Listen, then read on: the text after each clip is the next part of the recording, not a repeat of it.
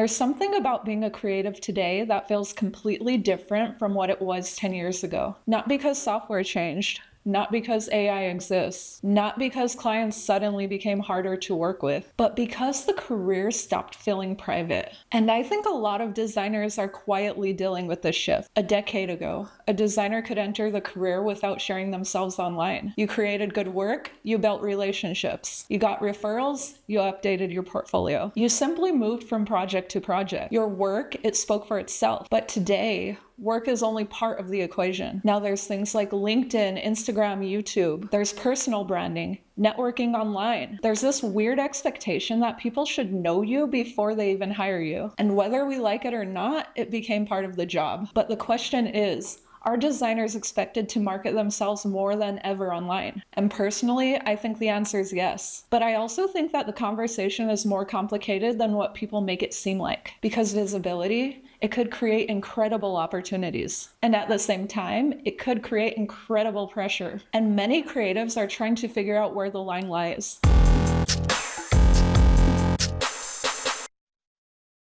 For most of human history, creative work and personal identity were two different things. People hired photographers because they're good photographers. People hired illustrators because they love their work. People hired designers because they solve problems efficiently. The focus is primarily on output, but today, the focus often includes the person behind the output. People want to know your story, your process, your opinions, your personality, your values, your lifestyle, sometimes even your daily routine. And for some, that shift could feel very uncomfortable, especially if you're naturally introverted, which I feel like most of us creatives are. Especially if you're someone who loves creating rather than promoting. Especially if you're someone who wants your work to be the center of attention, not you.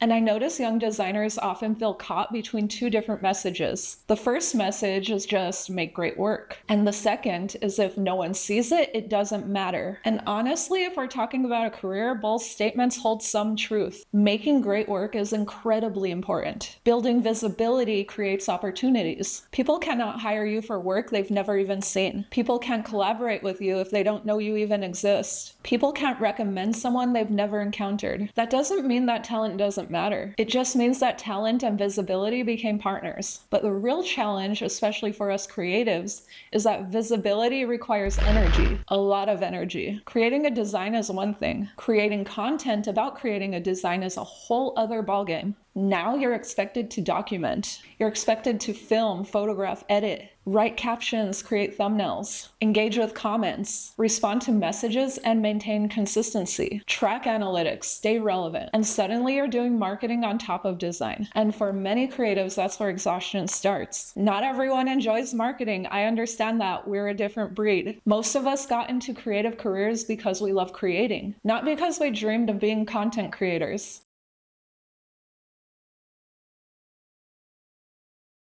And then, on the flip side, there's people who genuinely love sharing online. They enjoy building communities, enjoy being visible. They genuinely enjoy teaching, and that's fantastic. But I think we accidentally made visibility a requirement rather than a choice. And that's where things get a little dangerous, because visibility and value are not the same thing. Just because someone has a large audience doesn't make them a better designer. And just because someone has a smaller audience doesn't make them any less talented. Some of the most skilled creatives I have ever encountered barely have a presence online. Meanwhile, some highly visible creatives are exceptionally good at marketing themselves. Neither one is inherently better. They are simply a different skill set. The problem lies when we start measuring our creative output through public metrics. Follower count, likes, views, comments, subscribers, shares. All these numbers are easy to see. And because they're easy to see, they're easy to compare.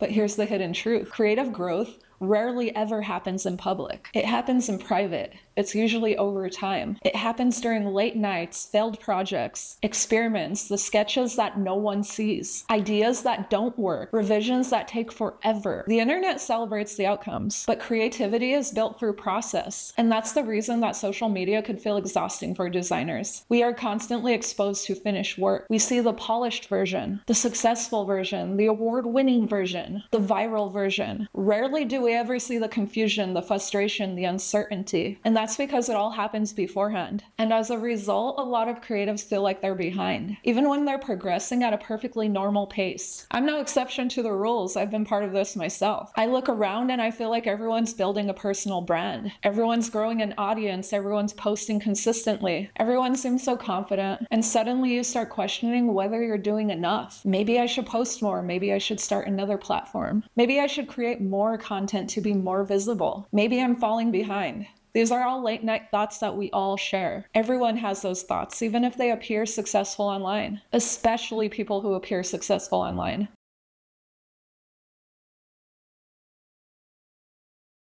Because visibility creates opportunities, it also creates this expectation. The bigger your audience becomes, the more people expect from you. The more consistently you're expected to show up, the more pressure you feel to maintain momentum. And that's something we don't talk about enough. We often discuss how difficult it is to get noticed. We don't really talk about how difficult it is to stay visible. Pressure can quietly contribute to burnout. Not because creating content is inherently bad, but because the creative brain needs periods of privacy. It needs time to explore ideas without turning them into content. It needs room to make mistakes without an audience. It needs a space to create simply because creating is enjoyable, not because every activity needs to become a post. Sometimes the most healthy thing a creative can do is make something that no one ever sees. Something that exists purely for experimentation, purely for learning, purely for joy. I think that's something that's becoming increasingly more important in a world that's all about sharing.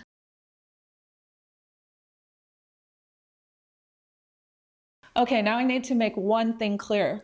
I am not anti-personal branding, if that wasn't clear already. In fact, personal branding has opened incredible doors for many creatives. I've seen designers land dream jobs, build businesses, find clients, create communities, develop friendships, share knowledge, and I think that's a very beautiful thing. It creates opportunities that simply wouldn't have existed 20 years ago. Those are the real benefits. Ignoring them would be very dishonest. But I also think that we need a healthier definition of what personal branding means, because somewhere along the way, people started treating personal branding like it's a performance, as if you need to become this character, this like hyper-polished version of yourself, a perfectly curated personality or something. Like a marketing campaign disguised as a human being. And I'm sorry, as someone who works in marketing, I could see right behind that curtain. And I don't really think it's sustainable.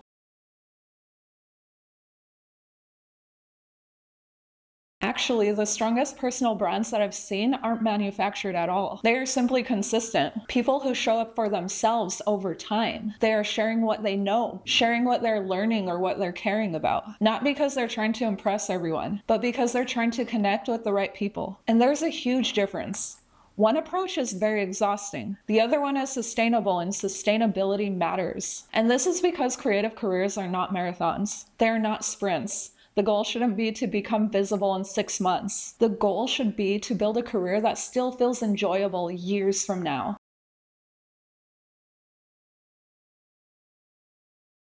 So if you're a designer who's feeling overwhelmed by all of this, here is my advice. Don't confuse visibility with worth. Don't assume every successful creative has everything figured out. Don't assume that you have to be everywhere. And don't assume that a quiet season means that you're failing. You are allowed to create at your own pace. You are very much allowed to share selectively. You have every right to build an audience. Or you're allowed not to. The internet often presents creative careers as public performances, but at its core, creativity is what it's always been. It's about making things. It's about solving problems, exploring ideas, communicating meaning. Visibility can help amplify your work, but it should never replace the work itself. And maybe that balance is what we're all trying to figure out right now. How to be visible without losing ourselves. How to build opportunities without burnout. How to share your work without turning your entire life into content. Because the truth is that creatives feel more public than ever before. And I don't think that trend is going away. But the good news is that we still get to decide what version of ourselves we bring to the spotlight. And that might be one of the most important creative decisions that we make. But okay guys, that's all I have for now. I hope you enjoyed this video.